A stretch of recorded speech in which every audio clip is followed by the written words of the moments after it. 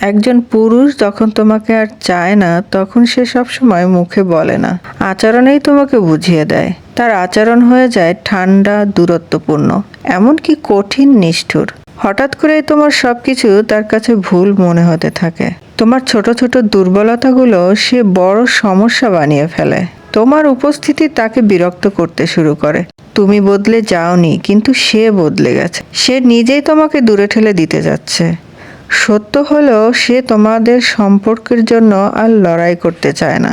সে শুধু অপেক্ষা করছে যেন তুমি নিজেই ক্লান্ত হয়ে যাও, যাতে তাকে নিজে থেকে সম্পর্ক ভাঙার কথাটি বলতে না হয়।